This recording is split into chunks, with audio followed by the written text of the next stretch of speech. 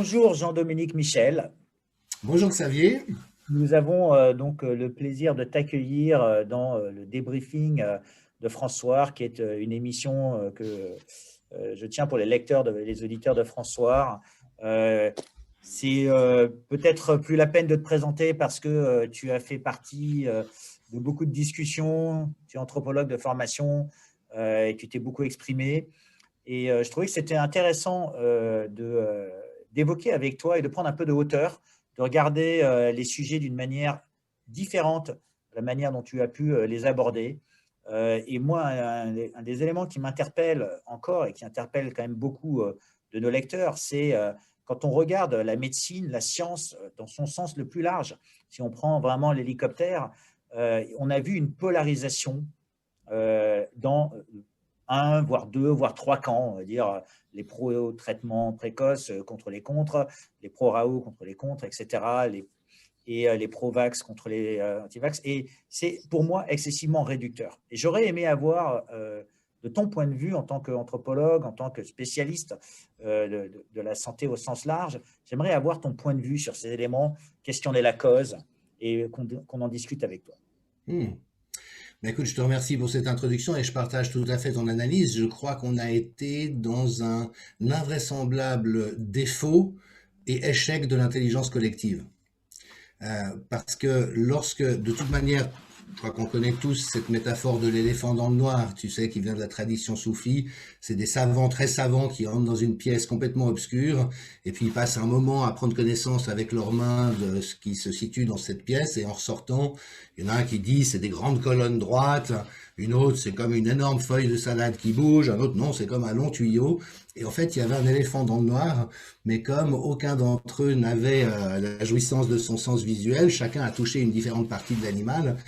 Et dès lors que nous ne sommes pas assez intelligents pour appréhender toutes les dimensions d'une problématique aussi complexe qu'une pandémie, c'était à mon sens essentiel de rassembler des ordres de savoir différents et des ordres de connaissances différents pour pouvoir appréhender au mieux dans cette mixité des savoirs qui est la seule voie possible dès lors qu'une question ne peut pas être réduite de manière binaire, comme ça peut se faire en informatique ou en mathématiques ou en physique, mais dès lors qu'on a des phénomènes qui sont plus complexes que ça, finalement la seule voie utile en avance, c'est d'assembler des savoirs différents qui bien sûr sont pas équivalents ou pareils, mais qui peuvent s'adresser pour l'un à la trompe, pour l'un aux pattes et pour la troisième à l'oreille, de sorte à avoir une image la plus juste possible.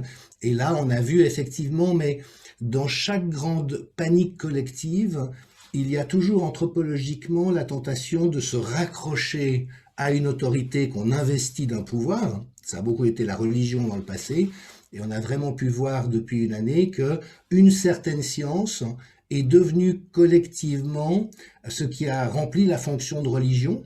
Raoult l'a dit évidemment avec son franc-parler et son côté un peu provocateur, mais en disant finalement dans l'Empire romain on consultait les hospices et les aruspices, ici on consulte les modélisateurs, mais je crois que quand on se sent perdu et en danger face à quelque chose, il est tellement tentant humainement de s'en remettre à une autorité dont on pense qu'elle sait ce dont elle parle. Et cette autorité étant investie de ce rôle-là, a quant à elle stérilisé, ou en tout cas mis à distance les autres ordres de savoir. Et donc on s'est retrouvé avec une réponse sanitaire qui, du point de vue de l'anthropologue de la santé que je suis, était extraordinairement peu épaisse, peu déployée. C'était vraiment un retour à seul l'agent infectieux compte, il faut absolument se protéger de cet agent infectieux ou le tuer, il n'y a que ça de vrai ou d'important. Alors qu'on sait à l'inverse que ce qui fait la santé, y compris dans le fait d'être protégé ou de se protéger face à une épidémie, c'est beaucoup d'autres choses différentes. Et donc avec le risque de prendre des mesures qui peut-être pouvaient faire sens par rapport à l'épidémie elle-même, mais qui étaient à risque d'entraîner des conséquences dommageables beaucoup plus volumineuses. Alors, comment tu expliques? En fait, on a quelque part dans la médecine et dans la science ces deux camps et qu'il y a on va dire, des citoyens, des individus qui se sont posés des questions et qui ne trouvaient pas la réponse et qui n'arrivaient pas à se positionner parce que c'est difficile, quand on n'est pas scientifique, de se positionner entre quelqu'un qui prend un traitement, d'autres qui disent qu'il n'y a pas de traitement. Chacun doit avancer sa preuve puisque quand en science, quelqu'un prend position. C'est à lui qu'incombe la charge de la preuve. On a le sentiment que ces charges de preuve, on en oublie cette charge de la preuve et que les citoyens sont allés chercher entre eux. Donc, il y a eu tu dis qu'il y a une faillite du système d'intelligence collective, mais quelque part, il y a eu une nouvelle forme d'intelligence collective qui a émergé, puisqu'il y a beaucoup de gens qui se sont rencontrés, qui ont débattu. Nous, quand je regarde le collectif citoyen qu'on a formé chez François, ou tous les gens qui viennent discuter avec nous, ils ne sont pas d'accord sur tout. Mais au moins ils discutent, parce que là, entre ces deux camps, il n'y a pas eu un débat scientifique. Tout à fait. Et ce d'autant plus que moi, je me suis réjoui très tôt du fait que les gens s'intéressaient à ça et cherchaient à se documenter. Et de ce point de vue-là, j'étais de nouveau totalement en accord avec la politique de l'IHU qui consistait à dire, mais dès qu'on a du contenu intéressant scientifique, on va le vulgariser et le partager avec la communauté. Alors c'est vrai que dans cet argument d'autorité, beaucoup de personnes se sont dit, mais voilà, ça va déboucher sur rien. On va avoir 50 millions de virologues et aucun qui comprend rien à rien, donc ça va encombrer le débat de choses inutiles ou dommageables. Et je pense qu'un certain milieu académique ou scientifique s'est beaucoup mis dans cette posture. Et en ce qui me concerne, j'étais plutôt dans la position inverse. C'est-à-dire que la gestion d'une épidémie à l'échelle d'une société, ce n'est pas une question virologique. Ça n'est pas une question immunologique, ça n'est même pas une question épidémiologique au sens strict, ça touche tout. Ça touche la géographie, l'urbanisme, l'économie, la sociologie, les sciences de l'éducation. Vraiment, ça implique toutes les dimensions de la société. Et ce qui me paraît important, c'est qu'un non-virologue ne se targue pas de traiter des questions qui échappent à son champ de connaissances. Par contre, que le champ de connaissance central de la médecine, qui en plus est compliqué, parce que la médecine n'est pas une science, ça je me permets de le rappeler à peu près à chaque fois que je prends la parole, parce que épistémologiquement, la médecine n'est pas une science. C'est une discipline qui a deux jambes. Une, c'est bien sûr des connaissances scientifiques qui existent, et Dieu sait si c'est important de les valoriser, mais c'est aussi un art et une pratique. Donc il y a toute une partie de ce qui se vit en médecine qui échappe, parce que la science peut regarder, observer ou analyser. Et donc, moi, je trouvais très important qu'on soit dans cette manière d'honorer la diversité des savoirs. Je peux peut-être vous donner un exemple très concret pour illustrer ce que je veux dire. Moi qui travaille essentiellement dans les dispositifs communautaires, ça fait plus de 10 ans qu'on sait qu'il n'y a pas de facteur de risque plus impactant pour la santé que l'isolement, et particulièrement l'isolement des personnes âgées. Entre une personne âgée, 75 ans, qui vit complètement isolée chez elle parce qu'elle a perdu ses liens sociaux, et une personne qui vit dans des inscriptions communautaires, le risque de mortalité est du simple au double. Du simple au double. Il y a à peu près rien dans notre connaissance de la santé qui déploie un tel effet, même pas le fait de fumer. Le ratio ou l'effet de levier n'est pas tout à fait aussi grand que ça. Donc après, quand, soi-disant pour protéger les personnes âgées, on crée un système où elles se retrouvent complètement isolées chez elles pendant des mois, on sait par ailleurs que ça déclenche un état inflammatoire chronique et une flambée de cytokines, qui est exactement ce qui est dangereux face au virus. On a une mesure qui peut être logique, enfin aujourd'hui on sait grâce à Ioannidis qu'elle est fausse de toute manière, mais une certaine logique qui est le fait de dire si on empêche les gens de circuler, le virus ne va pas non plus circuler, mais où on a généré en fait une fragilisation extrême des populations à risque, qui est exactement le contraire de ce qu'on veut faire dans une situation comme celle-là. Alors, cette information que je vous donne, la qualité et la diversité du réseau social d'une personne, fait varier du simple au double le risque de mortalité de quelqu'un, c'est quelque chose qui est sorti dans la littérature médicale. Alors, c'est pas des éprouvettes, c'est pas des produits chimiques qu'on met sur des micro-organismes, mais c'est quelque chose qu'on peut tout à fait étudier et observer, y compris avec un versant scientifique, mais forcément aussi quelque chose de plus ouvert quant à ce qui se joue exactement dans la manière dont une personne est capable de résister ou pas à une menace sur sa santé, avec tous les paramètres de son existence. C'est un peu comme les psychologues qui se sont penchés sur le passage à la retraite de certaines personnes avec la perte du lien, on va dire, avec l'entreprise et du monde professionnel, qui déstabilise les éléments. L'exemple que tu donnes vis-à-vis des personnes âgées, vis-à-vis du virus, c'est un élément qui existe dans d'autres disciplines. Tout à l'heure, j'ai parlé que j'aimerais qu'on prenne de la hauteur, mais juste une question quand même qui moi, me tarabusque, peut-être que tu n'auras pas une réponse, mais dans le monde de la médecine, on a eu quand même deux camps. On a eu le camp, on va dire, des médecins de l'hôpital en phase avancée de la maladie, et des médecins généralistes qui s'opposaient avec des arguments d'autorité et de science dont un qui dit il n'y a pas de traitement précoce et l'autre qui dit bah, il y a des traitements précoces et ces deux camps s'affrontent. Pour toi, d'un point de vue anthropologique, d'un point de vue sociologique, comment en arrive-t-on à ce que des gens qui aient la même formation ou des formations identiques et après se spécialisent, en arrivent à de telles oppositions? Est-ce que c'est un combat de coq? Est-ce que c'est un combat de science? Qu'est-ce qui explique ça pour toi? C'est l'éducation? Oui, je pense que, tu sais, quand on étudie les populations humaines, il y a un trait saillant qui ressort systématiquement, c'est que tous les peuples sont naturellement racistes. Tous. Et ça se voit par exemple dans les systèmes de langage où les peuples premiers utilisent toujours des mots pour se décrire eux-mêmes qui sont les êtres humains. Nous, on est les êtres humains. Puis les peuplades autres, elles sont forcément un peu moins humaines. Tu vois ce que je veux dire? Et ça, cette espèce de biais qui découle d'un sentiment d'appartenance, il est totalement consubstantiel à la nature humaine. Maintenant, ça ne veut pas dire qu'il faille le laisser aller ou ne rien faire contre. Et au contraire, je trouve que c'est une très noble conquête de notre humanité que de pouvoir dépasser ces biais à un moment donné. Mais c'est clair que plus une situation est tendue ou menaçante, plus elle va avoir tendance à cristalliser des biais identitaires. Et là, ce qu'on a vu en effet, alors peut-être pour faire le joint avec ce dont on parlait avant, tu vois, il y a un domaine de recherche passionnant qui est celui de l'efficacité des méthodes psychothérapeutiques. Et on s'est beaucoup questionné là autour, est-ce qu'il vaut mieux une approche psychanalytique, cognitivo-comportementale, systémique, c'est quoi qui aide le plus les gens? Eh bien la réponse, c'est pas la méthode, c'est la personnalité du thérapeute. C'est les qualités humaines et relationnelles du thérapeute qui font que, qu'il soit psychanalyste, cognitivo-comportementaliste ou systémicien, c'est ça qui va générer le plus de bienfaisance pour son patient. Et là, on a vu un peu quelque chose de cet ordre, c'est-à-dire qu'un même remède sur lequel les scientifiques peuvent se chamailler quant au fait qu'il est efficace ou pas, n'aura de toute manière pas la même efficacité en fonction du contexte dans lequel il est donné. Et ça aussi, on a des recherches tout à fait probantes là-dessus. Donc un médecin qui prend juste connaissance de tests biologiques et qui dit « Ah ben monsieur Azalbert, vous, votre problème c'est ça, prenez ce remède, oups, on est dans les 10 minutes prévues, bonne journée à vous », et ben le médicament sera beaucoup moins efficace pour toi que si le médecin a pris 1 heure pour s'intéresser à ta vie, voir comment tu vivais les choses, s'enquérir de tout un ensemble de questions, tu vois, dans une densité relationnelle, et le même médicament n'aura pas le même effet dans un cas comme dans l'autre. Ça, alors c'est aussi documenté qu'on le peut. Et ça a été prouvé, on va dire, dans des études randomisées Ah oui, qui sont ce qu'on pourrait appeler l'état de la science. oui, absolument, absolument. Ça, c'est extrêmement solide. Alors, ça passe pas toujours par des études randomisées parce que notamment, tu peux pas tellement faire le double aveugle quand tu sais, quand tu sais ce que tu appliques. Mais on a des protocoles de recherche qui sont tout à fait probants pour ce genre de cas de figure.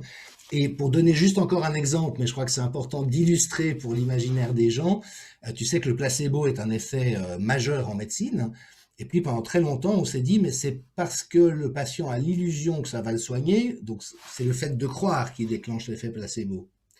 Et le professeur Kaptchuk à Harvard, lui, a montré dans des cas de syndrome du côlon irritable que quand il donnait un placebo sans cacher le fait que c'était un placebo, ça continuait à avoir un effet significatif bénéfique sur les patients. C'est-à-dire que c'est pas que le patient s'auto-hypnotise en croyant que ça va lui être utile qui fait la différence. L'hypothèse, mais ça le questionnement est encore ouvert, c'est que c'est probablement la prévenance du médecin qui dit voilà, j'ai pas de remède à disposition. Par contre, on sait que le placebo, il peut marcher, et je ne vais pas vous faire croire que c'est un vrai remède.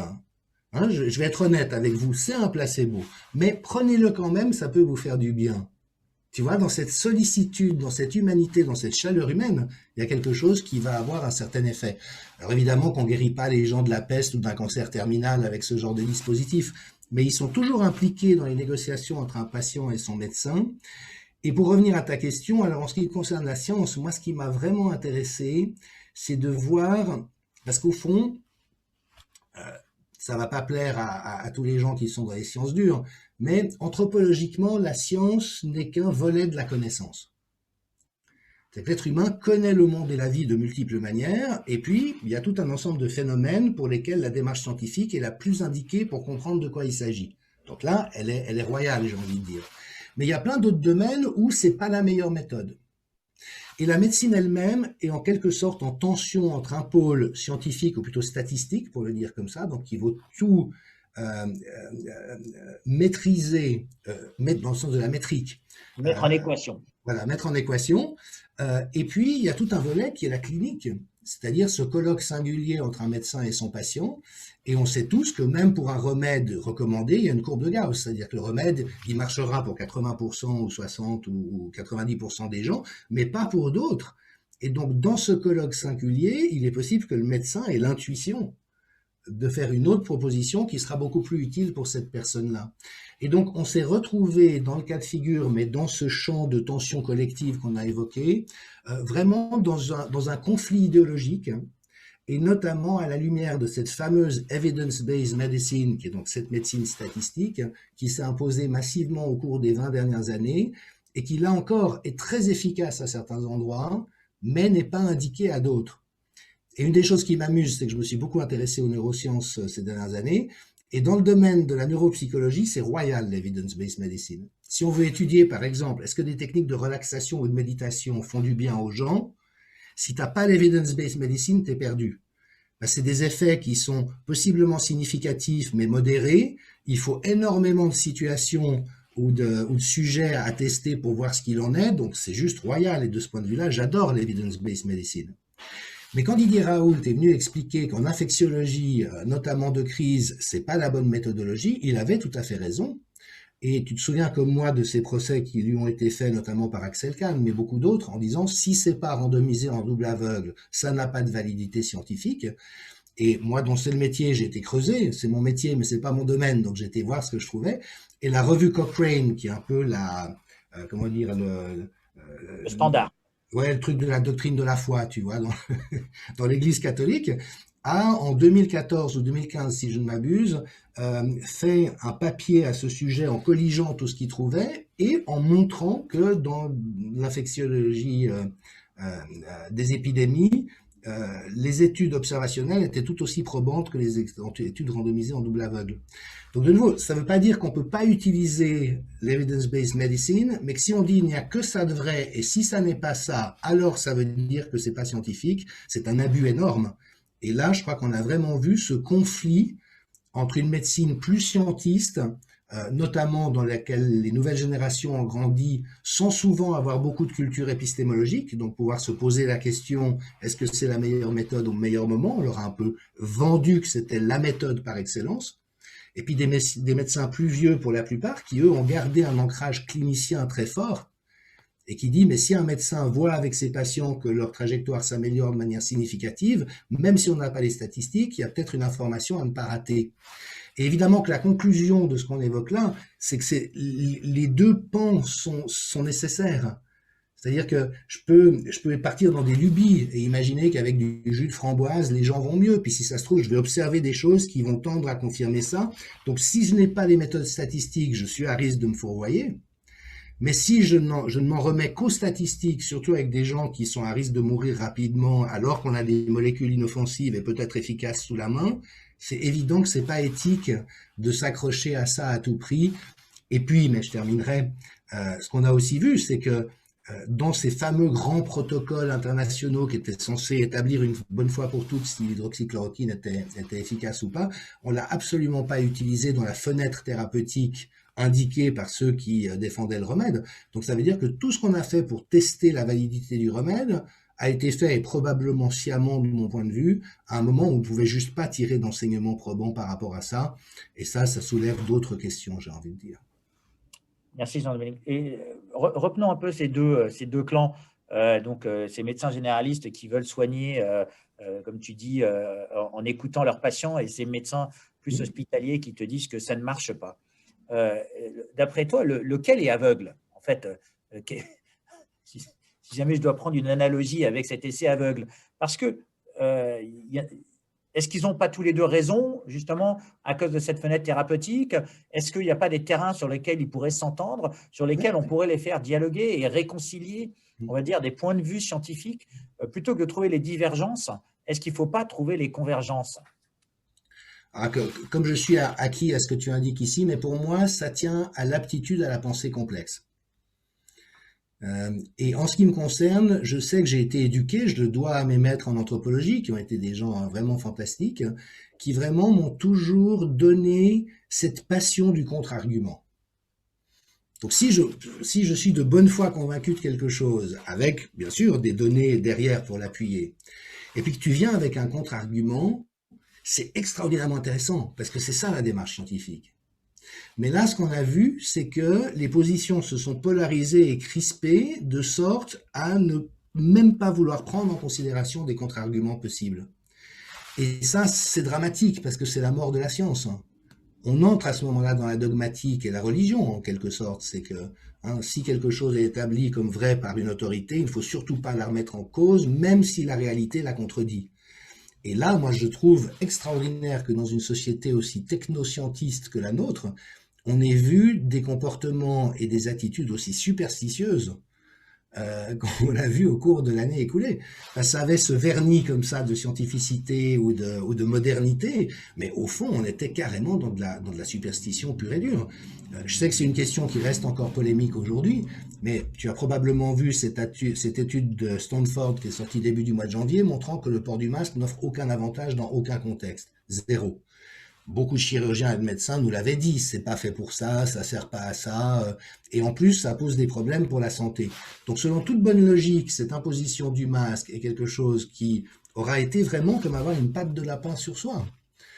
Alors en même temps, c'est important de ne pas sauter aux conclusions trop vite, et on sait que dans les questions scientifiques complexes, il y aura de toute manière un ensemble d'études qui montrent une chose et un ensemble d'études qui sur le même sujet montrent l'inverse. D'où l'importance de rester ouvert d'esprit. Mais effectivement, ce qui m'a navré, comme toi, dans cette situation, c'est qu'au lieu de garder le contact et d'honorer réciproquement le savoir respectif qui existe chez l'autre, on a vu qu'il y a eu ces tensions tout de suite qui sont venues, mais aussi du fait que l'autorité sanitaire et politique s'est mise à prendre des décisions qui violaient tous les droits et les pratiques naturelles en la matière. C'est-à-dire qu'interdire complètement un remède, pour quelque raison que ce soit, ça ne s'est jamais vu, et donc ça a été vécu comme très choquant, et forcément que ça a polarisé les positions de part et d'autre. Donc, ce qui veut dire que quelque part, le rôle de l'éducation est primordial. On a failli dans notre modèle éducationnel, quelque part. Il y a une faillite du Oui. système qui n'est pas que du système médical, qui est du système éducationnel, puisque la recherche, on n'a pas encouragé cette forme de créativité et ce questionnement. Et puis vraiment, à mon sens, de la pensée complexe. Alors, il y a Edgar Morin qui est encore en vie avec 100 printemps et qui essaye depuis des années et des années, mais je le rappelle souvent sur le plan épistémologique, c'est tout simple en fait. C'est que il y a des situations qui sont compliquées, c'est-à-dire qu'il y a beaucoup d'informations, mais l'information est finie. Si tu prends toutes les informations qu'il faut pour faire voler un avion de ligne, il y en a énormément, c'est des systèmes extrêmement complexes, mais une fois que tu as tout assemblé, il n'y a pas d'informations manquantes. Tu as fait le tour de ton système compliqué. Et la complexité, c'est autre chose. C'est justement des situations où on ne peut pas tout réduire à de l'information mesurable. Et donc, il y a une part qui échappe toujours. Comme dans la psychologie, tu vois, quelle est cette réussite du colloque entre un psychologue et son patient. On n'arrive pas à tout mesurer, on ne pourra jamais tout mesurer. Donc, sans se priver de tout ce qui est de l'ordre de la statistique et de la mesure et de ce que ça peut apporter, il est important de garder cette ouverture plus grande. Et de mon point de vue, ça passe beaucoup par la formation des médecins et des scientifiques. C'est-à-dire qu'au fond, les scientifiques auraient énormément besoin d'être formés à l'art et aux sciences humaines et à tout ce qui n'est pas mesurable. Les gens qui sont hors du champ scientifique gagnent à très bien connaître les méthodologies de la science pour que chaque monde ne soit pas complètement étranger à l'autre, j'ai envie de dire. Et on a vu effectivement que tous les grands scientifiques de haut niveau sont des gens qui sont très riches dans leur culture diversifiée, en incluant l'ethnologie, la géographie, l'histoire, la littérature, enfin ils s'intéressent à tout, parce que tout est susceptible d'influencer d'une manière ou d'une autre, et de sorte à ce qu'on puisse après définir les territoires et les périmètres. C'est-à-dire que cette question-là, elle se résout avec des études statistiques pures et dures. C'est comme ça qu'on arrive à obtenir l'information dont on a besoin. Par contre, qu'à d'autres endroits, c'est pas cette méthodologie qui convient, ou alors panacher avec d'autres. Et là, moi, j'ai l'impression d'une perte de culture générale et de compréhension épistémologique d'une manière générale dans les nouvelles élites techniques, j'ai envie de dire. Donc ça fait partie, on va dire, du processus éducationnel et de la manière dont on réfléchit. Maintenant, quelles peuvent être les influences, on t'a beaucoup entendu parler sur la corruption systémique, le rôle des labos, le rôle des organisations scientifiques. On pourrait parler du rôle des États, en fait, du nationalisme scientifique. Quelles sont les influences pour toi de ces éléments? Et quand tu parles de corruption systémique, j'aimerais qu'on le définisse dans ces catégories-là de manière à ce qu'on puisse vraiment expliquer et descendre en se disant, le mot corruption systémique peut faire peur et les gens n'adhèrent pas à ce concept. En fait, du moins dans mes propres mots, ce que j'essaye de dire, c'est il y a beaucoup de marketing et ce ne sont que des influences. D'accord? Et ces influences mènent. Mais toi, tu vas beaucoup plus loin. J'aimerais bien que tu nous donnes ton point de vue sur ces influences externes, ces influences nationales ou Oui. supranationales. Alors, j'entends les objections et les réserves des gens, et c'est des remarques de bon sens et de bonne foi, donc il faut surtout pas les dénigrer. Et qui disent, mais c'est pas possible, on le saurait, il peut pas y avoir une organisation criminelle de cette ampleur. Mais ce qu'ils ignorent, et moi, comme c'est mon domaine d'expertise, un de mes domaines d'expertise, je suis bien placé pour le savoir, c'est qu'on est dans une dimension criminologique actuellement à l'échelle planétaire avec les systèmes de santé. C'est génériquement comme ça. Aux États-Unis, entre l'an 2000 et aujourd'hui, il y a eu 944 condamnations pénales et civiles pour des faits graves de la part des laboratoires pharmaceutiques, et tous avec 56 milliards de dollars d'amende. Hein, donc, il y a eu des enquêtes, des tribunaux, des condamnations. Donc, on est là-dedans. Et là où ça rend les choses très compliquées, c'est que, par définition, dans la démarche scientifique, tu es docteur en sciences, donc je t'apprends rien, mais c'est que si on se pose une question un petit peu compliquée ou complexe, on va avoir des conclusions différentes d'un papier à l'autre. Et puis c'est avec le temps, en jugeant la qualité des papiers, la reproductibilité des expériences, et puis aussi les démonstrations de l'utilité de ces recherches dans la réalité, que le temps va faire son œuvre et trier les choses. Donc ça, c'est naturel. Par contre, ce qu'on a depuis une quarantaine d'années, c'est l'industrie du tabac qui a commencé, c'est que quand il y a un intérêt commercial ou lucratif dans une situation donnée, l'industrie commandite à des scientifiques qui évidemment se font payer pour ça, donc là on est dans quelque chose de criminel, des études qui vont arriver aux conclusions souhaitées pour enfumer le débat. Et donc, c'est la situation très compliquée dans laquelle on s'est trouvé, par exemple autour de l'hydroxychloroquine, et ça marche ou ça marche pas. Ce qui est logique, c'est de laisser la recherche se dérouler, puis elle apporte sa vérité au cours du temps. Mais si, dans le pipeline des recherches qui sortent, tu as une production massive de données frauduleuses, donc falsifiées, hein, délibérément, pour que les gens se sentent perdus et soient biaisés dans leurs conclusions, là on est dans quelque chose de beaucoup plus grave. Et la particularité de la corruption systémique, qui effectivement est un mot qui est compliqué et qui fait peur, mais c'est que d'une part, elle est extraordinairement bien connue. Donc la Commission européenne en parle, l'ONU en parle, les revues médicales en parlent, les chercheurs en parlent. Enfin, c'est quelque chose qui est pas contesté. Mais en même temps, quand on a une situation comme celle dans laquelle on est aujourd'hui, où quand même c'est un jackpot possible de centaines de milliards de dollars, pour ceux qui sont arides de truquer le jeu, ben c'est parti comme en 40. Et donc ça c'est compliqué parce que l'immense majorité des gens qui sont parfaitement honnêtes et intègres sont pris dans un système qui, lui, de manière récurrente, perd son honnêteté et son intégrité. Et puis avec cette complication extrême, c'est qu'est-ce qu'on en fait? On ne peut pas faire semblant que ça n'existe pas, vu que ça a un tel impact sur le réel et que ça fausse tellement les cartes. Puis d'un côté, si on accuse le camp adverse d'être corrompu, c'est pas juste, parce que l'immense majorité des gens sont honnêtes. Et puis ça tend à polariser les camps, là on a plutôt besoin de pouvoir se parler. Mais la dimension criminologique, elle est quand même très réelle, et donc ça, pour moi, c'est quand même un des nœuds très très problématiques de l'histoire. On l'a vu dans l'inégalité de traitement entre le remdesivir et l'ivermectine ou l'hydroxychloroquine, c'est juste insensé.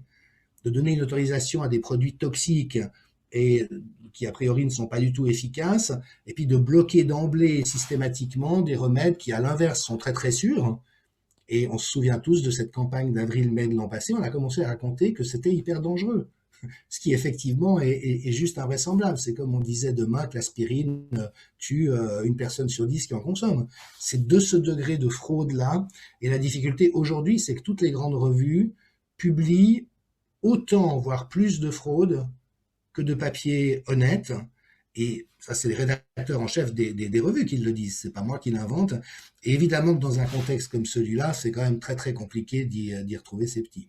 Donc, c'est une forme d'instrumentalisation de la science. Mais si jamais je prends un exemple, dans les années 90, quand les gens prenaient un téléphone mobile, on disait que ça allait griller les neurones ou griller le cerveau.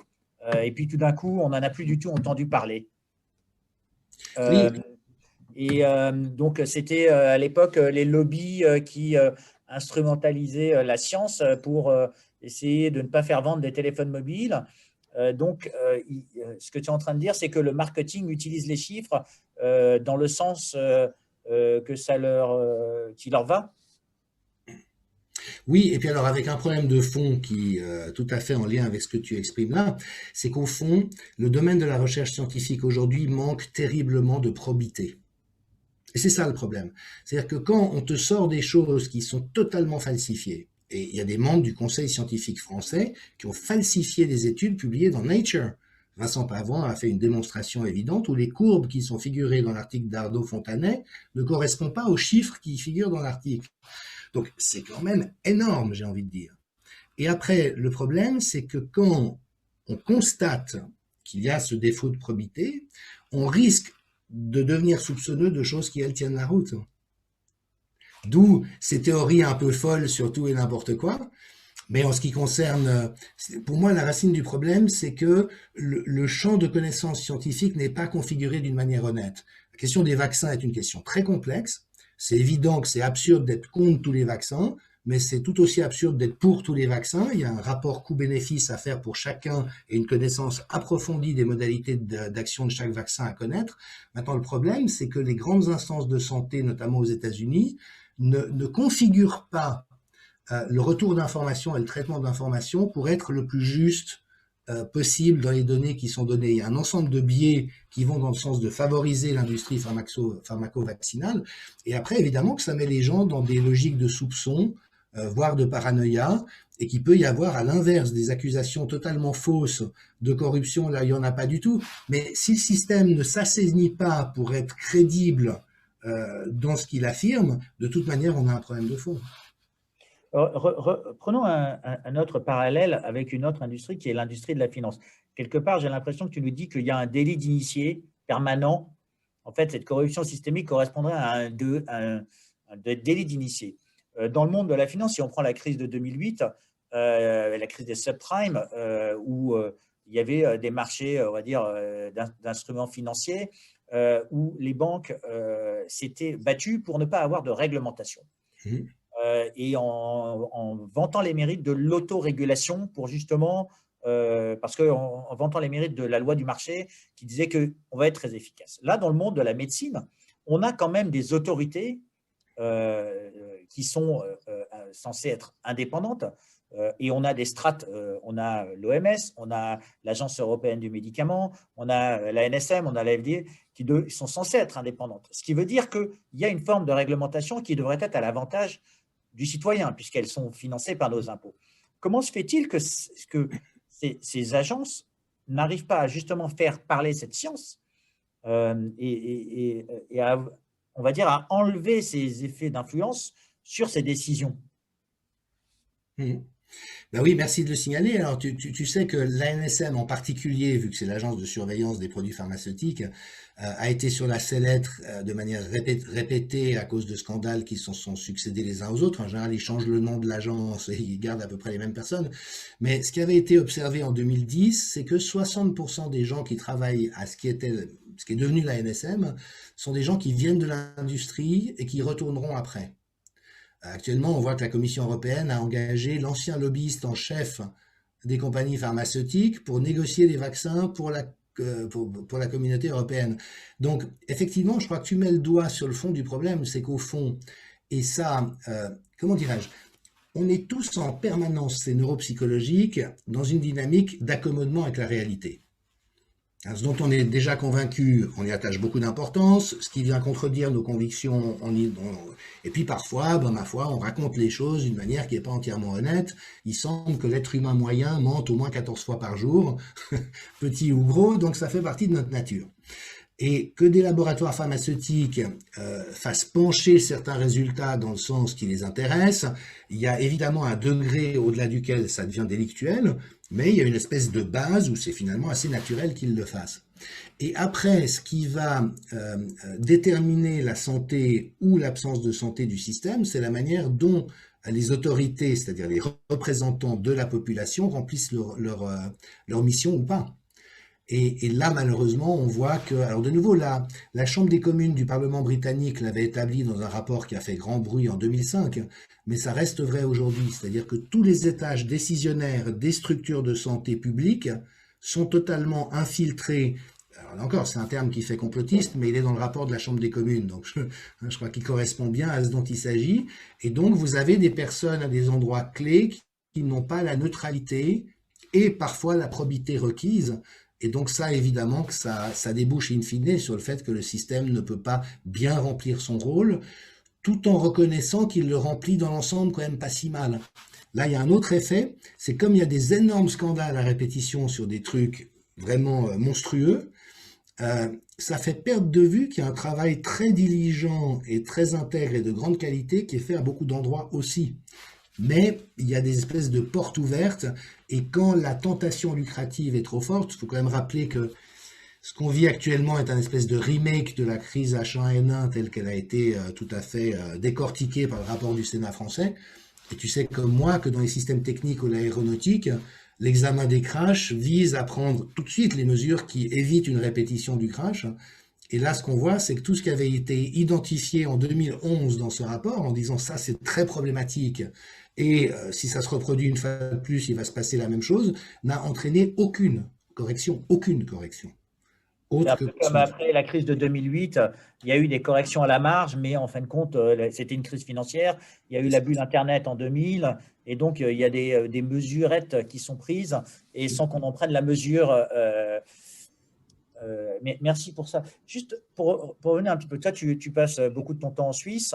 Parlons un petit peu de l'influence nationale, des clichés nationaux. Suisse, qui est le siège social de l'OMS, le siège social de beaucoup de sociétés pharmaceutiques, avec une histoire très ancrée. Mais en France, par exemple, on a l'histoire de Pasteur, avec quelque part une forme d'engouement pour la vaccination, de la recherche qui pourrait être influencée par cet élément. On a la recherche anglo-saxonne, l'influence de Oxford, avec les combats, le remake peut-être de la guerre de 100 ans, je ne sais pas. Et on a vu des personnalités dans chacun de ces pays émerger sur les réseaux sociaux en étant, on va dire, contre les traitements précoces. Je pense par exemple à Caroline Samer en Suisse, ou quelqu'un comme Mathieu Molinard qui s'est exprimé, ou Dominique Costagliola, qui sont exprimés en France sur des sujets comme le surdosage de l'hydroxychloroquine, ou qui ont amené une approche, on va dire, très process dans le monde de la recherche. Ça vient d'où, on va dire, cette prise de position? Parce que individuellement, ces personnes, quand tu parles avec eux, quand elles s'expriment, elles donnent l'impression d'être posées, carrées, de pouvoir argumenter. Donc, comment se fait-il qu'on en arrive à avoir autant de biais Mais de nouveau, ça tient à la nature de notre psychisme, c'est-à-dire qu'en fait, nous n'avons pas une connaissance directe du monde, nous avons une connaissance indirecte, c'est-à-dire que ce que nous connaissons du monde, c'est ce que nous reconstituons dans notre esprit. Et contrairement à ce qu'on a longtemps cru, notre cerveau n'absorbe pas les stimuli du monde extérieur en permanence, ça surchargerait ses capacités de calcul. Donc en fait, ce qu'il fait, c'est qu'il élabore l'hypothèse la plus probable de la réalité, et il ne prend que des micro-points ici et là pour vérifier que c'est bien ce dans quoi on est. C'est le fact-checking, on va dire. Quand il est bien fait, c'est exactement ça. Après, quand il est utilisé pour faire n'importe quoi, c'est une autre histoire. Et donc, si tu veux, c'est vraiment une réalité première, c'est que nous sommes biaisés intrinsèquement. Et il n'y a que dans la réflexivité, c'est-à-dire la distance qu'on prend avec ses propres biais et la connaissance qu'on en a. Donc, par exemple, dans un livre que j'ai publié, j'ai repris, il y a des guidelines de la CIA, tu vois, les services secrets américains, parce que si tu interprètes mal une donnée d'un informateur dans un système de renseignement, tu peux déclencher une guerre mondiale. Donc, ils ont un ensemble de pratiques d'entraînement pour essayer de toujours voir s'il n'y aurait pas une autre hypothèse plausible, pour se mettre dans les pieds de son ennemi, pour voir comment lui réfléchirait, pour revérifier avec d'autres sources, tu vois, pour éliminer. Et moi, je pense que dans la science aujourd'hui, il n'y a pas cette compréhension, il n'y a pas cette réflexivité. Et puis qu'après, je veux dire, on a des exemples, alors c'est surtout pas pour comparer, hein, moi je suis inquiet d'une certaine dérive vers des formes de totalitarisme, mais on n'y est pas encore, donc il ne faut pas peindre le diable sur la murale, mais on se souviendra que des systèmes totalitaires ont eu des gens intelligents, convaincus de ce qu'ils faisaient et de bonne foi, qui en sont venus à commettre des monstruosités. Donc, qu'il y ait des gens dans les hôpitaux qui, a priori, sont crédibles et qui, quand on discute avec eux, donnent l'impression d'être posés, c'est assez naturel. Mais moi, ce que j'observe en Suisse, on a l'équivalent de votre conseil scientifique avec une task force, mais qui vraiment, je dirais, je sais que c'est pas très diplomatique de le dire, mais qui fait de l'anti-science depuis une année. C'est-à-dire que vraiment, les choses qu'ils proclament comme étant des vérités scientifiques n'en sont absolument pas. Et puis avec ce biais contemporain qui est que la science n'a pas jamais être normative. C'est pas à la science de dire qu'est-ce qu'il faut faire et quelles sont les normes. La science, elle est descriptive. Elle décrit des phénomènes en essayant de les rendre intelligibles et de comprendre de quoi il s'agit. Et là, depuis une année, on est entré dans une science normative, donc dans une science religieuse. Et moi, ce que j'ai vu de la Task Force en Suisse, ou de Caroline Samer d'ailleurs, qui a quand même cautionner l'étude Fiolet et autres, donc ce soi-disant, tu l'as étudié en détail, cette étude. Tu vois, donc c'est des gens en position qui ont engagé des jeunes chercheurs encore un peu mal dégrossis pour faire un travail, je crois qu'on peut le dire, falsifié, pour pouvoir in fine arriver à un résultat. Alors moi, des gens comme ça, je m'interdis jamais de parler avec eux, parce que je trouve intéressant, et puis je ne leur attribue pas d'emblée, j'ai envie de dire, des mobiles déshonorants. Mais il y a un moment donné où il faut quand même rappeler un petit peu la justesse des choses. Et que si on fait une soi-disant méta-analyse en cherry-piquant 23 études qui toutes vont dans la direction de montrer, alors qu'il y en a 90 autres qu'il aurait fallu prendre en compte, il y a un truc qui joue pas. Et là, on est dans cet équilibre à trouver entre le fait de rester humain, ouvert, et dans la volonté de comprendre l'autre et de se comprendre soi-même, mais aussi à certains moments de dire, mais là, il y a vraiment un truc qui joue pas. Et quand on a des organismes comme l'INSERM ou les centres de recherche qui vont avaliser et qui vont endorser, on va dire, ce genre d'études, euh, ça veut dire que ça va très loin quand même dans le système. Et oui, mais c'est ça tout le problème.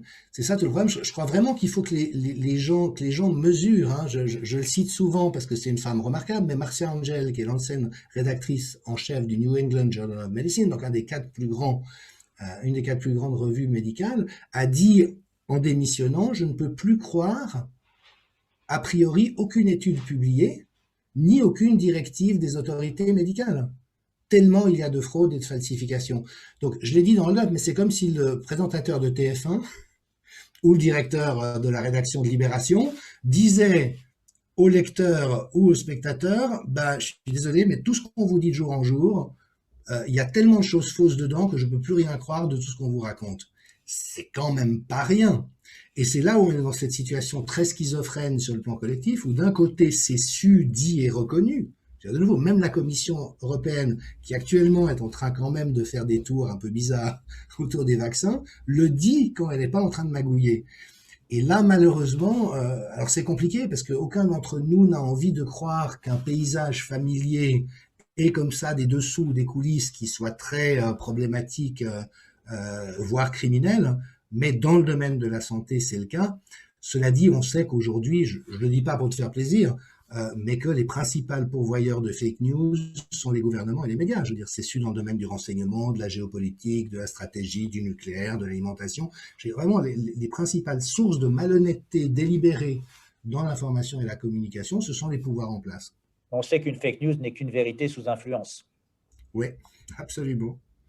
Tu as touché un peu aux organismes supranationaux comme l'OMS, et on a beaucoup parlé de la fondation Gates, de Gavi. Quel est leur rôle? Parce qu'au sein de ces formations, il y a quand même des hommes, il y a quand même des scientifiques, c'est-à-dire qu'ils arrivent là en étant déjà sous influence, ils arrivent là pour servir une cause particulière. Comment se fait-il qu'on en arrive justement à en perdre le côté intérêt général de ces organisations? Oui. Alors pour la Gavi et la Fondation Gates, je pourrais pas te répondre. Par contre, j'ai collaboré longtemps avec l'OMS dans le cadre de projets en santé mentale et communautaire.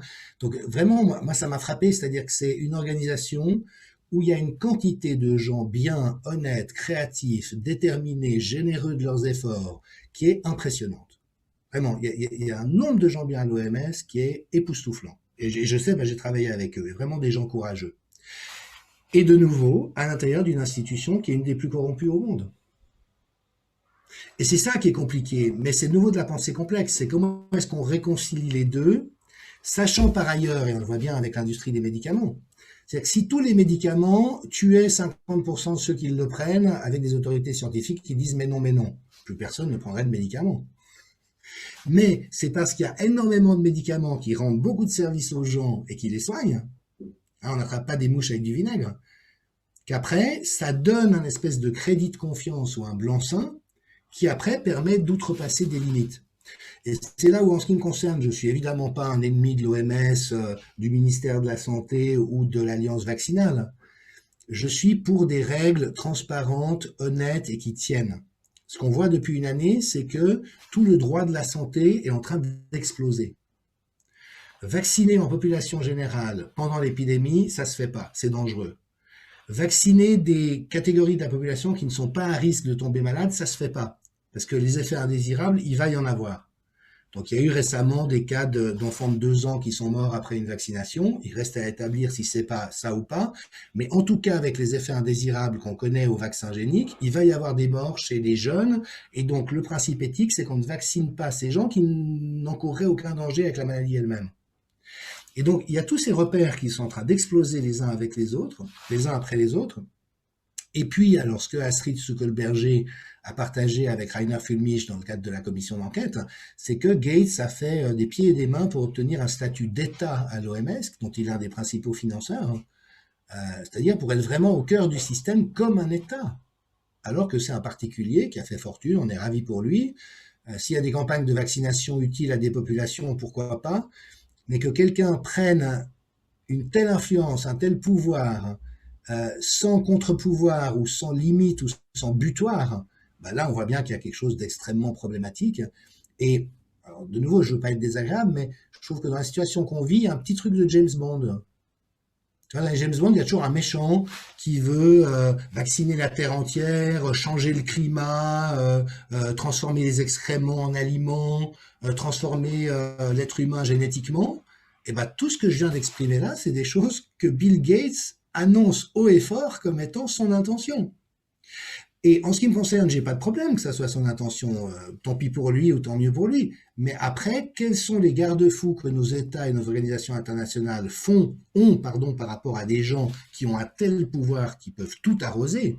Et là, il y a forcément quelque chose de malsain et de très préoccupant dans l'influence qu'ils se sont attribués.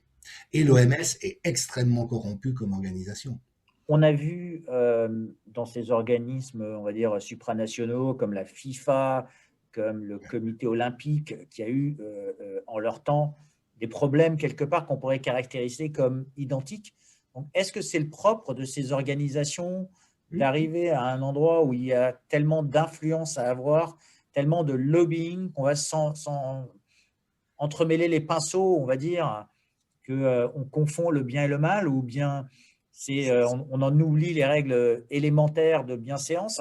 Parce que quelque part, pour attribution des Jeux Olympiques ou l'attribution d'une AMM pour un médicament, si on le regarde, la fonction objective, il y en a un, c'est de faire plaisir à des athlètes et de faire plaisir à des spectateurs. L'autre, c'est de soigner des gens. C'est des fonctions objectives qui sont différentes. Mais ça demande d'avoir des gens qui vont voter et qui vont décider. Donc, est-ce que le monde de la décision est tellement sous influence aujourd'hui qu'on en arrive à perdre les repères des fondamentaux de nos, on va dire, valeurs sociétales? Oui. Alors tu sais, moi je suis un peu, comment dirais-je, j'ai un point de vue assez clair sur cette question, notamment parce que j'avais été très frappé par une parole incroyable d'Albert Jacquard il y a une quarantaine d'années, où il nous mettait en garde en disant mais faites attention, on est en train de créer un monde dangereux. Et notamment parce que dans les systèmes complexes institutionnels, il y a un avantage compétitif pour les gens qui n'ont pas de scrupules et pas d'éthique. Donc ils sont prêts à écraser tout le monde pour arriver au sommet, et un avantage compétitif pour les gens conformes. C'est-à-dire qu'ils ne vont jamais contrarier qui que ce soit. Et donc, quand on met les deux et qu'on les dissémine massivement dans des structures institutionnelles, on est en grand danger. Ça veut dire qu'il y a des gens qui sont plus ou moins bien intentionnés à leur tête, et ça c'est malgré tout une réalité à beaucoup d'endroits, et puis il y a des cadres intermédiaires ou des corps constitués qui vont laisser faire, sans s'opposer. Et c'est vraiment ce que je vois aujourd'hui, c'est-à-dire que les violations des droits des médecins, moi, me navrent infiniment pour les patients, mais aussi pour les médecins. Je l'ai souvent dit, j'ai reçu des centaines de messages de soutien de médecins qui me disent « mais bravo, vous défendez la médecine, on est de tout cœur avec vous, comme vous avez raison », mais qui n'osent pas parler publiquement de la peur des conséquences. Donc ça veut dire qu'on est vraiment dans un système où l'intégrité, la conscience et l'éthique de chacun, qui normalement est le garant du fait qu'il n'y ait pas de dérive, est court-circuité d'emblée. Et évidemment que le traitement qui nous a été réservé aux uns et aux autres en tant que rassuristes, ceci, cela, bah, il n'incite pas tellement celui qui hésite à se lancer dans la mêlée, quoi. Mais Jean-Dominique, quand on regarde un petit peu, on est tous des citoyens, ça fait très longtemps qu'on est consentant à avoir ce système. Donc, ce que tu es en train de nous dire, c'est que quand on parle des vaccins et qu'on veut donner le consentement éclairé, obtenir le consentement éclairé, nous, on a été consentants. Ça veut dire qu'on n'est pas assez éclairé sur les dérives de ces problèmes? C'est vrai. C'est vrai, on n'est pas assez éclairé. Et puis tu sais, il y a une autre phrase qui est marrante, c'est celle de Chabrol, tu sais, le cinéaste, qui lui disait, mais vous arrêtez pas de reprocher aux hommes politiques de pas être sages. Mais les politiciens, ils sont intéressés par le pouvoir, pas par la sagesse. Et quel sage aurait envie de passer sa vie dans ce milieu-là? Aucun. Donc ne vous étonnez pas de ne pas avoir des politiciens qui soient sages. Donc je crois vraiment qu'il y a des effets systémiques, mais je sais pas quelle est ton impression et celle des gens qui nous regardent, mais moi je trouve quand même qu'on est dans une espèce de chute de l'Empire romain. Enfin, il y a tout qui s'effondre à tellement d'endroits. Et d'ailleurs, les gens qui ont du recul sur les industries nous le disent. Hein, Christian Perron a témoigné comment des patrons de laboratoires pharmaceutiques lui ont dit « mais on n'a jamais vu ça ». Et autant c'était normal qu'il y ait des petits arrangements, à cette échelle-là, c'est sans précédent. Donc le greed is good, tu sais, l'avidité est une bonne chose. De Wall Street des années 80 et toute la déconstruction des sécurités qu'on avait mises, notamment pour cloisonner les banques de crédit et les banques d'investissement, les banques de dépôt et les banques d'investissement, qui était un garde-fou, c'était comme le Titanic, tu vois, si les compartiments prennent l'eau, il faut qu'ils soient étanches et séparés les uns des autres, on a tout fait voler en éclats. Dans la santé, on a complètement saccagé l'hôpital public et la médecine privée. Et puis maintenant, tard, on s'aperçoit des dégâts avec d'une part ce qui ressemble quand même à un champ de ruines à un certain nombre d'endroits, mais aussi la perspective assez intéressante, c'est qu'est-ce qu'on reconstruit une fois qu'on a passé cette crise, et puis comment est-ce qu'on assainit les choses. Moi, un bon connaisseur m'a dit, mais un comité citoyen composé de gens tirés au hasard, hein, au sort, aurait sans aucun doute pris des meilleures décisions que le conseil scientifique. Et j'en suis convaincu, C'est-à-dire que quand l'expertise est toujours à risque de nous faire perdre notre bon sens, et on dit des fois que les experts, c'est ceux qui délaissent les petites erreurs au profit des grandes. Donc ils sont juste dans le détail et la virgule et la méthodologie, mais après ils en viennent à avoir tout complètement faux, et d'autant plus qu'on sait que c'est un grand risque pour les entreprises ou les institutions quand les gens pensent trop pareil. L'attaque japonaise sur Pearl Harbor est un des grands référents historiques, c'est-à-dire que l'état-major américain, la veille, avait évalué comme étant nul le risque d'une attaque japonaise. Et pourquoi? Parce qu'ils pensent tous pareil. Et c'est là où cette diversité est tellement bienfaisante, parce que des fois, c'est aussi des gens qui n'y connaissent rien, mais qui vont dire, mais attendez, pourquoi vous faites ça comme ça? Et puis ceux qui ont vécu trop longtemps dans le local ont perdu de vue le fait qu'un élément de leur environnement était devenu problématique ou toxique. Et pour revenir un petit peu à cette histoire des vaccins et à cette histoire du consentement, étant donné qu'on est en train de procéder à une vaccination de masse, est-ce que tu penses que l'information qui est donnée aux personnes qui vont s'enquérir auprès de leur médecin de l'avantage et des inconvénients de cette vaccination est suffisant? Et qu'est-ce qu'il faudrait faire? Parce qu'aujourd'hui, j'ai entendu des lecteurs me dire bon, moi, je veux aller voir mes enfants aux États-Unis, donc je vais aller me faire vacciner pour ça. Mm. Il me semble que c'est un acte médical. Ça ne devrait pas être lié. Le deuxième, c'est, on a vu un vieux monsieur de 83 ans qui a fait une procédure au Conseil d'État en France parce qu'il s'est fait vacciner, mais n'a pas pu récupérer sa liberté. Donc, quelque part, le consentement éclairé et on a vu une publicité à la télévision où on voit une vieille dame qui rêve de se faire vacciner pour aller voir ses petits-enfants. Ici, on est dans la notion de la communication, dans la notion du droit. Le consentement éclairé pour une thérapie comme ça devrait comprendre quoi, d'après toi? Alors tu vois, de nouveau, ça pour moi, c'est un des nombreux repères qui sont en train de lâcher, c'est-à-dire que la définition de ce qui est requis pour considérer qu'un patient a donné son consentement éclairé est parfaitement connue. C'est pas quelque chose qu'on découvre maintenant, c'est quelque chose qui a été rendu obligatoire depuis la loi Kouchner sous sa forme contemporaine. Et donc, ce qu'on est en train de voir, c'est qu'on piétine complètement ça.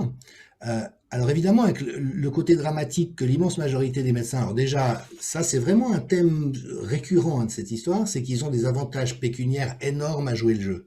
Donc ceux qui vont vacciner, on a vu qu'ils pouvaient se faire jusqu'à 3 000 € en un week-end, donc c'est pas tout à fait le genre de traitement auquel ils sont habitués. Et évidemment que ça tend à assouplir un petit peu l'éthique de chacun. Mais au-delà de ça, Fabrice Divizio vient donc l'avocat de Didier Raoult et d'un ensemble de collectifs, vient de publier une notice en disant que plusieurs familles l'ont approché suite à des accidents de personnes qui s'étaient fait vacciner et que dans aucun des cas, selon ce que lui ont dit les familles, les personnes qui ont reçu le vaccin, enfin l'expérimentation génique, n'ont été informées diligemment de quoi il s'agissait et donc c'est pénal. Et c'est assez terrible à un niveau collectif parce que, en fait, l'information telle qu'elle est donnée aujourd'hui aux gens qui veulent se faire vacciner est totalement indépendamment de l'intérêt de la vaccination ou pas. Là, on parle vraiment du principe. Se font dire des choses qui sont très largement fausses, donc qui relèvent de la catégorie des fake news d'après Louis Fouché, mais c'est vrai quand on regarde vraiment ce qui est dit, c'est faux. C'est pas comme ça. On peut pas, de bonne foi et avec rigueur, dire une chose pareille. Et donc, en cas de problème pour les patients, se retrouvent exposés à des poursuites pénales. Mais qu'est-ce qu'on fait si demain, 250 000 médecins se retrouvent en situation de subir des poursuites pénales étant donné qu'ils ont de bonne foi répercuté les informations insuffisantes qu'on leur donnait? Donc c'est très compliqué parce que quand la responsabilité disjoncte dans les étages décisionnaires où vraiment ça doit tenir à tout prix, après on a cette espèce de cascade. Mais qui évidemment est très préoccupante, parce que ça veut dire que il y a un risque judiciaire, mais surtout, de nouveau, il y a quelque chose qui n'est pas expliqué de manière honnête, mais avec une pointe redoutable. C'est que si ça l'était, les gens ne se feraient pas vacciner. Parce que là, tu es en train de parler quelque part de quelque chose qui en économie s'appelle la théorie des incitations. Donc, tu es en train de dire que le médecin a une forme d'incitation à vacciner, au-delà de son serment d'Hippocrate, que la personne qui va se faire vacciner a une incitation, puisqu'on lui dit tu vas pouvoir retrouver ta liberté, retrouver ton droit. Mais je me souviens de voir des paquets de cigarettes avec dessus un cow-boy, un autre élément, et tout le monde adorait, on va dire, voir ces images, jusqu'au jour où on a enlevé la marque et on a écrit sur le paquet de cigarettes « Fumez-tu » etc., etc. Qu'est-ce qu'il faudrait voir écrit sur ces vaccins, d'après toi, comme étant, si jamais il y avait un message, d'accord, qui correspondrait à une réalité de langage? Écoute, on peut s'essayer à l'exercice, c'est assez sympathique. Ce serait quoi une information honnête par rapport à l'expérimentation génique? C'est, on a une maladie infectieuse qui a été un petit peu plus sévère que d'habitude, mais qui grosso modo est dans l'ordre de grandeur de la grippe annuelle. Elle est bénigne pour l'immense majorité de la population. En dessous de 65 ans, le risque de mortalité n'est pas augmenté. Par contre, avec l'âge et des comorbidités, ça peut devenir dangereux. Et donc, on met sur le marché de manière accélérée une expérimentation génique qu'on n'a jamais testée, qui est en phase expérimentale au moins jusqu'à fin 2022-2023, dont on n'a aucun recul ni sur l'efficacité, ni sur le fait qu'il va vous protéger de reprendre votre vie de tous les jours, ni qu'il ne va pas avoir des effets secondaires à court, moyen ou long terme, qu'on ignore encore parce qu'on n'a pas suffisamment de recul avec ce truc. Qui de bon sens dirait ah ben, je suis partant? ou alors peut-être, comme l'a dit Raoult et d'autres, des personnes effectivement très âgées pour qui il semble aussi que les effets adverses soient beaucoup moins forts chez les personnes âgées que chez les jeunes. C'est surtout chez les jeunes qu'il semble y avoir des problèmes beaucoup plus gros que ce qu'on espérait. Donc peut-être que pour ces tranches d'âge, et d'ailleurs la vaccination sert à ça. Elle Ça, sert c'est à vacciner. les bénéfices risques produits. Et si jamais on veut revenir à la théorie des incitations, Hmm. l'incitation pour les laboratoires, c'est d'obtenir une AMM qui est aujourd'hui conditionnelle. Est-ce qu'il faut écrire AMM conditionnelle obtenue parce qu'il n'y a pas de traitement précoce? Alors là, tu renvoies dans une autre boucle, c'est-à-dire que c'est quand même aussi assez suspect, étant donné le nombre alors déjà d'études bien faites, notamment sur la prescription précoce, qui montrent de manière, à mon sens aujourd'hui, indiscutable, une efficacité certaine, mais aussi la mise en échec systématique de ces remèdes précoces, qui est la condition nécessaire pour pouvoir mettre sur le marché un vaccin sans les garanties de sécurité habituelles. Donc on est de toute manière dans quelque chose qui est tellement mal configuré que c'est extrêmement problématique, hein. Et peut-être juste une dernière question, parce qu'on a évoqué quand même beaucoup de sujets qui sont très vastes, y compris les responsabilités de certaines personnes. Si jamais il y avait une action en justice, une action juridique ou une action civique, on va dire, elle n'est pas forcément juridique, qu'on devrait faire pour essayer de modifier ce qui est en train de se passer, quelle serait-elle d'après toi? Alors moi, je répondrai à ta question sous deux volets. Le premier, c'est qu'est-ce qu'il faudrait changer urgemment pour que la réponse sanitaire soit de qualité? Et ça passe évidemment par la prescription précoce. C'est la première mesure urgente, c'est de totalement libéraliser, enfin restaurer le droit des médecins à prescrire en leur âme et conscience ce qui leur paraît juste, surtout avec des molécules qui sont très très anodines, comme l'ivermectine, comme les macrolides, bon, enfin tout ce qu'on connaît. Donc ça c'est une chose. Je veux dire, pour vraiment restaurer une réponse sanitaire de qualité, on sait que le confinement ne produit pas de bénéfices probants. On sait que le port du masque n'offre pas d'avantages probants, donc ça permettrait aussi de déconstruire toutes ces mesures inutiles mais très coercitives qu'on a imposées à l'échelle de la population et dont on doit quand même s'étonner au bout d'une année qu'elles continuent à être mises en œuvre. Parce que quand même, je me permets de prendre 2 minutes, mais le confinement, c'est une mesure qui n'a été recommandée récemment, donc au cours du siècle écoulé, que par le Parti communiste chinois en 2020. Il n'y a aucun textbook qui dit s'il y a s'il y a une épidémie de grande envergure, il faut confiner. Pourquoi? Parce qu'on savait déjà que ça ne marchait pas, que ça aggravait les choses tout en créant des dégâts supplémentaires. Donc ça, on le savait en 2020. Une année après, on l'a observé de nouveau et les meilleurs scientifiques nous le confirment. Donc pourquoi au monde est-ce qu'on continue à imposer des choses qui sont extrêmement destructrices, rappelant que les Suédois d'emblée avaient pris la décision, on n'applique que les mesures qui ont une base scientifique validée. Et la seule, c'est le lavage des mains. Même la distanciation sociale, ça n'en a pas. Parce qu'être à 50 centimètres de quelqu'un, mètre, 2 mètres, 5 mètres, on peut absolument pas avoir de certitude sur quel est le rôle de quoi. Donc là, Donc, c'est le processus, tu vas appeler ça de faire confiance et éducationnel. Enfin, c'est se oui, faire confiance et à nos puis, médecins, faire confiance à notre civisme, faire confiance à notre citoyenneté. ouais, donc ça, c'est restaurer ou plutôt enlever tout ce qui a distordu cette réponse sanitaire. Et je rappelle quand même qu'il y a eu des excellents plans pandémiques qui ont été mis sur pied depuis 2003. Et si on les avait appliqués tels qu'ils existaient, on n'aurait pas vécu le dixième de ce qu'on a vécu. Donc c'est assez extraordinaire quand même comme perspective. Et puis alors l'autre, c'est plus dans un versant, moi quand même à ce stade, je considère qu'il y a une responsabilité majeure des États dans le fait, alors c'est ce que dit Rainer Füllmich, cet avocat allemand qui construit une plainte internationale, mais lui il dit qu'on est vraiment face à une entreprise criminelle et délibérée de destruction de la classe moyenne, et que pour y arriver, il a fallu ce trucage des tests PCR qui ne veulent rien dire, et ça, tout le monde est d'accord aujourd'hui, et de l'affirmation qu'il y avait des porteurs asymptomatiques qui pouvaient être contagieux, ce qui est extrêmement douteux comme idée, je veux dire, ça ne correspond pas aux viroses respiratoires, et quand on combine les deux, on peut imposer tout le reste. Donc moi, en toute franchise, j'espère qu'il va y avoir un procès international de grande envergure pour mettre nos gouvernants qui ont pris le risque de saccager nos sociétés, de laisser mourir des dizaines de milliers de personnes qu'on pouvait probablement soigner, et donc qui ont une responsabilité foncière, se retrouvent tôt ou tard à devoir justifier de ce qui les a conduits à faire ça Une forme dans de des class procès. action lawsuit parce qu'on a mal informé les gens, un petit peu comme il y a eu contre les fabricants de cigarettes. jusqu'à ce qui a poussé les pouvoirs publics à ne pas proscrire la cigarette, mais à écrire sur les Ouais. paquets de cigarettes sans marque fumer tue, quelque part. Et c'est pas seulement qu'on les a mal informés, on les a empêchés de se faire soigner quand ils en avaient besoin. Euh, et puis on a détruit la condition de vie de millions de personnes. Euh, et de nouveau, moi, que des gens qui touchent des salaires royaux décident qu'on peut bien confiner 3 mois de plus, même s'il n'y a pas de preuve que le confinement soit utile, alors qu'on sait qu'il détruit la vie des gens, bah, quand même, je veux dire, dans un état de droit, la violence est déléguée à l'État. Toi, tu n'as pas le droit de kidnapper quelqu'un, mais tu peux te faire arrêter et mettre en prison. Tu n'as pas le droit de voler l'argent de quelqu'un, mais on peut te demander des impôts ou t'infliger une amende.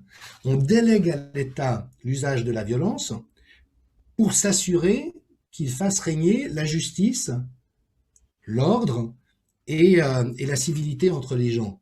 Et la santé Maintenant, aussi. et la santé. Maintenant, quand l'État se défausse de ce rôle-là et inflige des dommages terribles, je ce qu'on a vécu depuis une année, alors là encore, je sais que c'est des mots forts, donc je m'en excuse, ils sont polémiques, mais beaucoup de juristes m'ont dit ça répond à la définition juridique de la torture. Donc nos gouvernements ont appliqué à la population en pure perte, vu qu'aujourd'hui on sait que ça servait à rien, des mesures qui, en termes d'impact sur le psychisme et le corps, correspondent à de la séquestration, à la suppression des libertés fondamentales et à de la torture. Alors, de nouveau, moi je suis pour le fait qu'on puisse sortir de ça en bonne intelligence et sans se détester les uns les autres, mais il y a un moment donné, il va falloir pouvoir remettre tout ça à plat et puis confier à des gens dont c'est le métier, mais aussi la mission collective, c'est-à-dire des magistrats, le fait de trier les choses. Hein. J'ai rappelé ces 2 épisodes judiciaires. Je me suis associé à un collectif qui a porté, qui a fait recours contre l'imposition du port du masque des enfants à Genève, et le tribunal a refusé en disant, mais si c'est une directive de l'OMS, on ne va pas aller contre. Puis un tribunal à Weimar en Allemagne a dit, non, notre boulot c'est d'être magistrat, c'est pas de dire la science dit que, donc c'est comme ça. Donc ils ont ouvert les études, ils ont questionné des experts, ils ont regardé les données, et ils sont arrivés à la conclusion qu'il n'y avait aucune raison au monde d'infliger ça aux enfants. Donc, de On a mon vu, point de vue, on a vu dernièrement qu'il y a un médecin au Sénégal, un des médecins de l'État au Sénégal, qui a dit que qu'il prescrivait l'hydroxychloroquine, le recommandait, malgré le fait que l'OMS ne l'avait pas inscrit sur ses produits recommandés. C'était un avis et qu'ils avaient le pouvoir de décider et l'indépendance de décider. ouais. Donc, il a fait une preuve d'indépendance et d'autonomie qui apparemment a marché pour eux. En France, certains l'ont fait aussi. Tu as vu comme moi que certains se sont fait embêter par l'ordre des médecins. Et réaction, il y a un certain nombre de sociétés médicales qui sont en train de réclamer la dissolution de l'ordre des médecins. Donc après, c'est aussi l'avantage des états de crise, c'est que finalement tout ce qui reste du passé mais qui est devenu obsolète ou toxique, ben, ma foi, ça a aussi vocation à s'arrêter ou à être remplacé par autre chose. Mais je crois que, tu sais, moi je pense vraiment que le traumatisme collectif est énorme et que tout comme en Afrique du Sud, on ne s'en sortira que par une commission réconciliation et vérité. Et le pari de Desmond Tutu, ça avait été de dire on ne va pas faire subir aux Blancs l'équivalent de ce qu'ils ont fait subir aux Noirs. On ne va pas rester dans des logiques comme ça d'oppression ou de violence, mais on va exiger que tout soit mis sur la table et reconnu. Que les violences, l'injustice, l'arbitraire, la discrimination, la ségrégation soient reconnues et que ceux qui ont eu un rôle actif dedans, ça soit nommé. Voilà. Et je pense qu'il n'y a que par une procédure comme celle-là qu'on peut retrouver de la sérénité, mais aussi guérir les blessures du passé, et puis franchir ce pas pour devenir plus intelligent, ce qu'on n'a pas réussi à faire depuis une année, mais il est urgent qu'on le fasse. Eh bien, écoute, Jean-Dominique Michel, merci beaucoup de nous avoir donné autant de ton temps aujourd'hui. Je pense que les lecteurs de François seront ravis de te revoir parce que tu étais déjà présente. Les explications sont toujours intéressantes. Ton point de vue est intéressant, tes analyses sont intéressantes, même si on ne peut pas être d'accord, comme tu le dis, mais l'analyse est justement faite pour ouvrir le débat. En tout cas, je tiens à te remercier d'avoir pris le temps de répondre à ces questions et d'avoir fait un tour d'horizon complet. Voilà. Superbe. Et je me permets de continuer en disant que je suis extrêmement heureux de la décision qui a été rendue vous concernant. Vous avez joué un rôle, mais magnifique, vraiment magnifique au cours de l'année écoulée. Vous avez été les seuls à être allés interviewer des gens comme Mera, qui avait fait l'étude du Lancet. Vous avez vraiment fait un travail journalistique de haute qualité au service de la population. Et j'étais vraiment, évidemment, très navré d'entendre les difficultés qu'on vous faisait. Donc, heureux de vous savoir de l'autre côté. Continuez, parce que c'est important. Un débat intelligent, il passe par la contradiction et le fait de pouvoir penser des choses différentes sans que ça soit un problème. Donc, bravo à vous, merci pour votre travail. Et puis, ben, heureux de pouvoir avoir des espaces où on fasse vivre des perspectives et des idées qui ont vocation à nous aider. Eh bien, à très bientôt et merci beaucoup.